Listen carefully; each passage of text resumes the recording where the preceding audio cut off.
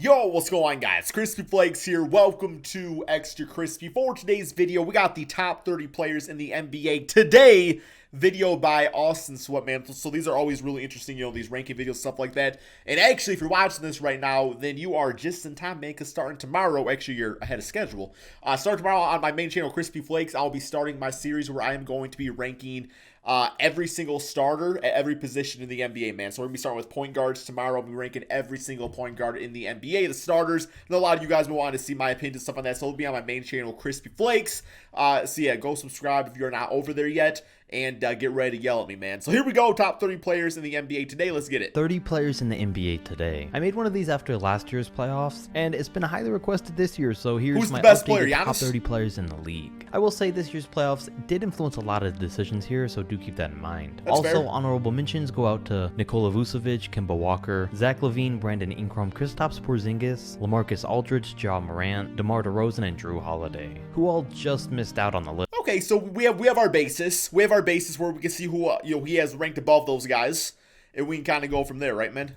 Which should tell you just how talented the rest of these guys are. Number 30, Kyle Lowry. Lowry stepped up big this year, and he was the leader for the entire Toronto Raptors that I didn't know he could be. And he's getting up to an age, but he's just as good now, if not better than he's ever been. 29, Pascal Siakam. He was expected to be Toronto's go-to guy this year and take Kawhi Leonard's role with him gone, and he started the year out strong, but as it went on, especially in the Celtics series... Yeah, you can already tell that Siakam here is being influenced by the playoffs. He did not do well in the playoffs. But there's still a lot of holes in his game. He's still young though, and I'm sure he's going to fix whatever problem he needs to. 28, Jamal Murray. Usually gets overlooked in these talks, I think he should be higher. In the regular season, he's a great player, but in the postseason, turns into a superstar. I think next year, if he can come out playing a lot better in the regular season, he could rank maybe top 15 He'll average to 25 20. points 27, next season. Bam Adebayo. After the performance he just put up this year and the fact that he's one of the best two-way players in the league, I wanted to put him a lot higher, but let's not get ahead of ourselves after just one great year. He will rank much higher as the years go on though. Okay. 26.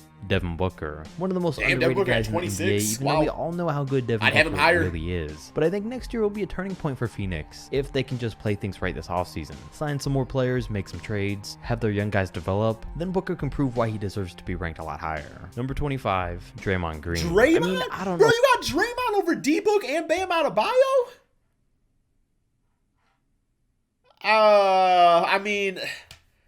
Okay. The best way I could put, Draymond Green's like the best glue player in the NBA, and glue player like the guy that brings the championship team together. But from a skill standpoint, there's no way I'm there. Okay, let's replace the Phoenix Suns. Let's replace Devin Booker with Draymond Green. That's all I gotta say. I would have ranked Draymond anymore. I had him a lot higher in past videos, but we haven't seen him play in forever. I'm thinking Kristaps Porzingis over Draymond. Who else was the honorable mentions? Ingram. I'm sorry, but to me, Draymond Green is not a top 30 player in the NBA anymore. He just isn't. This year when he was on the court alone or even just with Steph. So I didn't want to throw off the rest of this list by putting him in the middle somewhere. So we're just throwing in the former defensive player of the year here at number 25. 24, Bradley Beal. And Beal's basically doing the same thing as Devin Booker, playing like a star on a bad team, but he's doing it at a much higher level, which is why he ranks a few spots ahead of him. Dominating as a player on a bad team, more talent, and though. He's a lot closer to his prime, so he should be playing at a higher level. 23, Rudy Gobert, who's another guy who's come a very long way since he first got into the NBA. Taking Devin He Booker averaged over 10 him. minutes and 2 points a game in his first season. Now he's one of the best defenders in the league and averaging 16 a game on offense. 22, Trae Young. Trae's been off to a historic start to his NBA career, and if he keeps up the pace that he's at now, he'll be off to an actual historic NBA career. 21, Karl Anthony Towns. Damn, there's so much talent in the NBA, guys. It's crazy. Is still, in my opinion, the third best center in the NBA. His offensive game is one of the best the entire league has, with him putting up 26 and 10 on 41% from three. And next year's going to be huge for the Timberwolves. 7-foot Steph Curry. If they either draft the first overall pick or make a good trade for it, Towns will have that and D'Angelo Russell. And how good they get from there will determine whether or not he deserves to be ranked higher or lower on this list in the future. Number 20, Donovan Mitchell. If I made a shooting guard ranking video, I don't know that I would have Donovan Mitchell ranked over Bradley Beal like I do in this one, but with Mitchell's leadership and playoff success, it was hard not to. That was actually when I did because I recorded the point guard and shooting guard ranking video so far, man, and the ones I had the most difficult with was, I believe it was Beal, Booker, and Donovan Mitchell, how to operate those three. I don't remember what I put, though. You guys have to go subscribe, man. Check out the video when it's up, because I forgot. But like I said, point guards first. Him higher, and this is just where they were hard videos to do, man. I'm getting yelled at so much. And I'm sticking with it because he's the type of player that doesn't always put up these insane numbers, but he does always come up big for his team when it matters most, and that's something you can't teach. Number 19, Jason Tatum. I wanted to rank Tatum a little higher, but I ended up having to bring him back a few spots to make this list right. Plus, it was only his first year as an all-star, so we don't want to give him too much credit too early. He's gonna be great though, and next year is also gonna be a big one for him. I want to see him step up and end up putting up maybe 26 a game, and from what we just saw from him, that's a very real possibility. Number 18, Klay Thompson. Even though Klay's been out of action for over a year, I still have him as the second best shooting guard in the NBA. I also have him as the second best shooting guard. Mitchell. I also do. The second best shooter of all time, and no matter if he's the first or fourth option on the team, his play style still allows him to average 20 every single night. Number 17, Ben Simmons, and he was tough to rank because Ben's so close to being a dominant player. He has all the tools that it would take to be a Giannis or LeBron type player, but he just doesn't play like. The issue with Ben Simmons is that the things he does great at, nobody really cares about.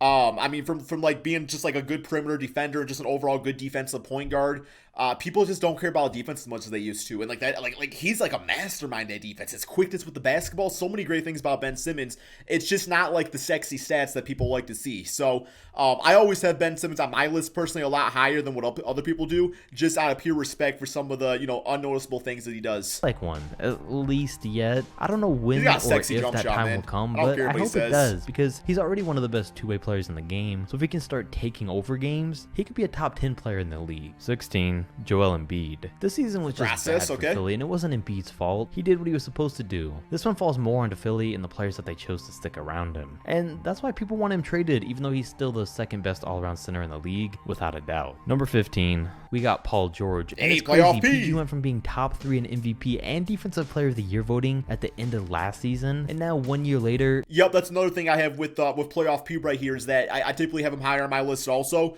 just because, like, you know, people got recency bias so hard sometimes, man, where it's just like you just think about like what he just did and not what he's been his entire career. He's just a meme, and the Clippers just fell apart as a whole, with everyone besides Kawhi Leonard not exactly playing like themselves. But Kawhi kind of sucked in the playoffs too. He was supposed to be a star and was terrible. I mean, last year he was thought of as maybe the best two-way player in the game, but now I don't even know where we go from here. We didn't want him to drop down too low, but last year he would have finished in the top 10, and now he'll stay at 15. 14, Chris Paul, who pretty much did the opposite of what Paul George did last year, because instead Chris went from people, thinking he was good last year to now thinking he's still a superstar. He really couldn't have had a better 2019 and 20 season, and that's why he still ranks so high. 13, Russell Westbrook. Okay, I'll admit, overall Russ and Harden worked out a lot better than I thought they would, and I agree with that. They both deserve some props for that, because they proved a lot of people wrong. But now that list of teammates that Russ has had and been unsuccessful with just keeps growing. So now at this point, I honestly don't know what kind of team his play style would be a good fit into. Number 12, Kyrie Irving. From his play on the Cavs without LeBron to the Celtics as the leader and his 20 games with the Nets this year, I think the one thing we've learned is that Kyrie isn't good on his own, but he may still very well be one of the best second options there is. I see that. That's my issue with Kyrie, is that I think he's too good on his own. Like in Kyrie's head, he's the best on his own. So it's like when but that's the thing about being a point guard. It's like you can't play like your own basketball. You gotta play team basketball. Like Kyrie on his own is fantastic. Like on his own, he could drop 50 points a game, but then nobody else is shooting and they're not winning games. So that is the issue with Kyrie. Is it's not that his like individual talent off the charts. It's just that leadership that we saw with the Celtics and stuff. He's not a leader, and not everybody is. That's why he was so good with LeBron on the Cavaliers. He didn't need to be a leader.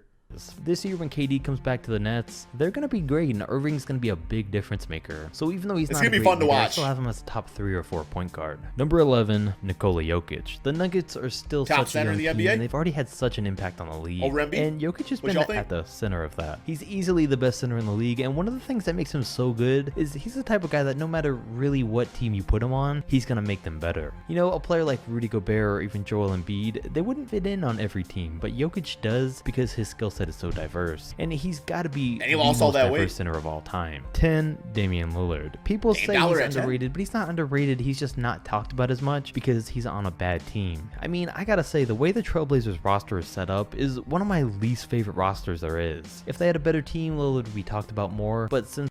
Yeah, I mean... I never really liked the combination of Damian with CJ. I think they're both fantastic players. They would just be better by themselves with different type of talent around their team. Yeah, the 3 spot's been a wash for a while now. Like, Rodney Hood just ain't it, if you ask me.